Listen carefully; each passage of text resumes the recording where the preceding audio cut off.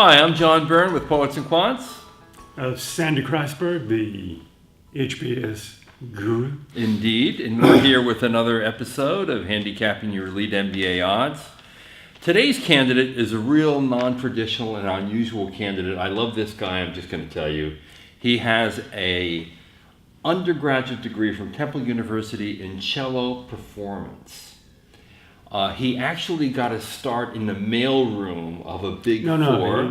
He also was a professional cellist. That's right. In orchestras while in college. That's right. And then freelanced after college. That's right. And then he got himself a gig in the mailroom of a big four accounting firm. Now let's read it, okay? Yeah. Okay. Decided to look at other careers. Right. Thought about law school. That's a plus. Meaning rejected law school. Good idea. And ended up with a tiny subcontractor working for the tax arm of a big four. Right. Take it away. Okay. Then he got himself in the mailroom, oddly enough, and literally, this is a Hollywood story, right? Ran the mailroom of the Atlanta office of a big four. Yeah. And then got a breakthrough gig working in consulting in the healthcare sector for this big four company. Okay, he's recently been promoted. You got to stop the spotlight right there. Oh, right. He's working in the mailroom in Atlanta for a big four company, and then he has his life-changing breakthrough where he starts working in healthcare. Okay, here's my guess. The same big four. Here's my guess. One of the guys who's doing consulting in healthcare is a lover of classical music. Something like that. The two of these just hit it off, and he gives him a chance Right. to be a consultant. He gets promoted. He's one of the top performers at the firm, and now he wants an MBA. From where?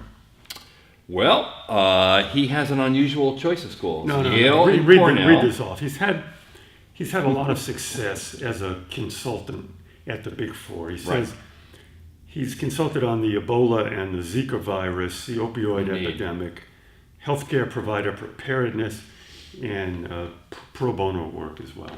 Right. So he's a for real Big Four healthcare consultant. Right. It's almost as if, from a hard-headed admissions officer's point of view, this guy is a Big Four healthcare consultant. The way he got there is interesting, but it's almost of no matter. He wants to go to, well, here's the other interesting twist. He wants a dual degree in MBA or healthcare administration or healthcare policy. Right. And he wants to go to Yale, Cornell, or University of Washington or Emory. Yeah. What do you think? We omitted the two important stats. He's a 3.5 from Temple, That's which right. is fine for those schools. He's reporting a GRE score of 160 quant, 163 verbal. That translates as a 660 GMAT.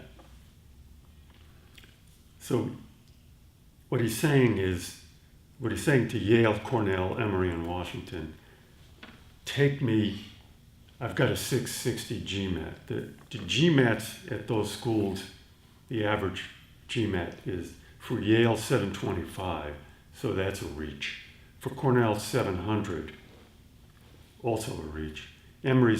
Washington is 691 and Emory is 683. Right.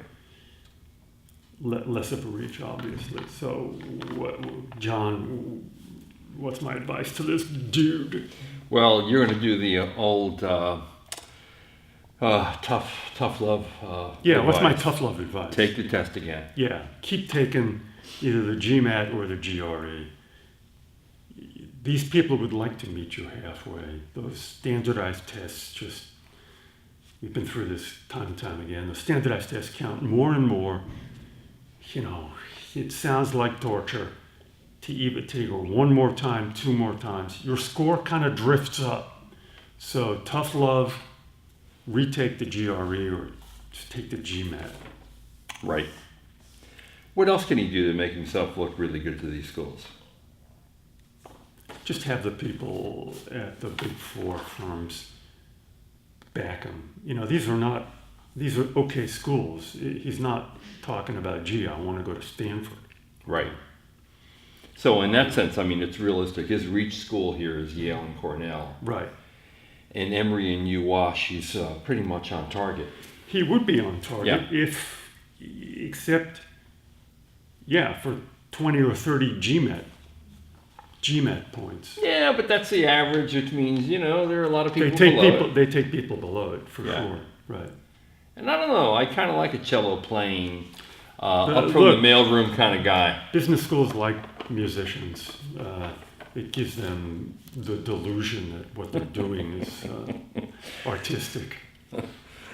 And the cello is an instrument a lot of people like.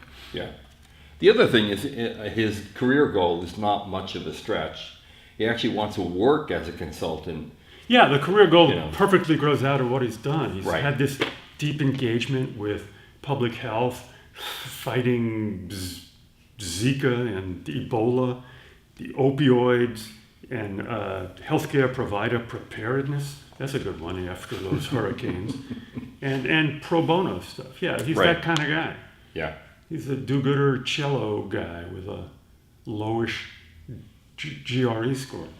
Okay, let's say he doesn't go and take the GRE again and applies with these numbers. What's his chance at Yale? He's a likable guy. His chances, let's do it as is. I think he's going to get into Washington and Emory if he can convince them he wants to go. I think he'll get into Cornell. I think at Yale his chances are sort of like 30 to 40%. He's their kind of guy. Actually, he is. Yeah. And they love people who pursue dual degrees as well, just like Stanford does. They really do. I'll take your word for it. Okay. Okay. For the record, I'm opposed to dual degrees. And explain why, though. Usually because one of the degrees can get you where you want to go, so That's why, my thing. Yeah, why people, go through it all, yeah, right? And pay the extra money. This is a topic of conversation. It's 200,000.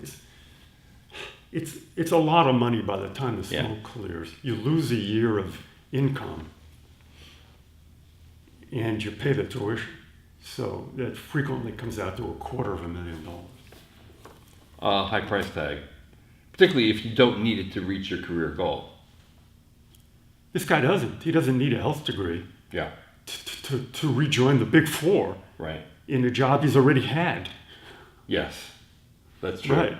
That's true. And MBA will really help somebody this guy, might though. say, gee, Yeah. do you learn anything in those, getting a degree in public health? You don't learn anything. Yeah, what you do is you expand your network. So that's the reason to spend.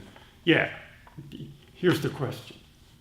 Is three potential friends worth $250,000? No. You can make 3 more in business school, for God's sake. No, 3 more than that.